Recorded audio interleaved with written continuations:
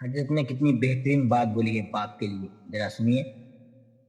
دنیا ماں پر بہت کہتی ہے، مگر یاد رکھنا کہانی کے پیچھے جو اصل کہانی ہوتی ہے اس کا نام باپ ہوتا ہے۔ ماں تو دودھ پلاتی ہے مگر دودھ کے ڈبے کا انتظام کرنے والا باپ ہوتا ہے۔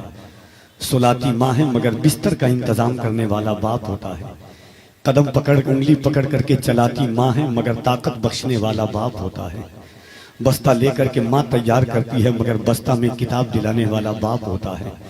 زندگی کی خواہشات جب زندگی کو پہنچتی ہے اور انسان جب کسی امتحان میں کامیاب ہوتا ہے، ماں تو کلیجے سے لگ کر کے رو جاتی ہے، مگر دیوار کے پیچھے اگر کوئی تڑپ کر کے روتا ہے تو وہ باپ ہوتا ہے۔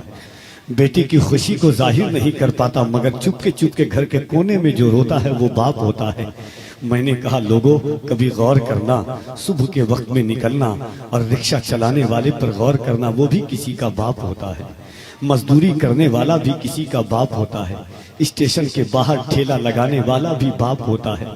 دو چار آدمی کو بیٹھا کر کے پسینہ پوچھتا ہوا رکشہ جو چلاتا ہے وہ بھی باپ ہوتا ہے۔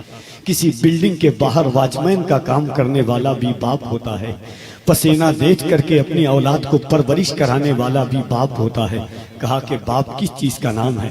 ہم نے کہا 2 سال دبئی سعودی میں رہ کر کے بچوں کو اور اولاد کو جو پڑھاتا ہے کھلاتا ہے وہ باپ ہوتا ہے۔ بہت بہتر سمجھتا ہے جو مطلب زندگانی کا، لٹا دیتا ہے بچوں پر ہر ایک لمحہ جوانی کا۔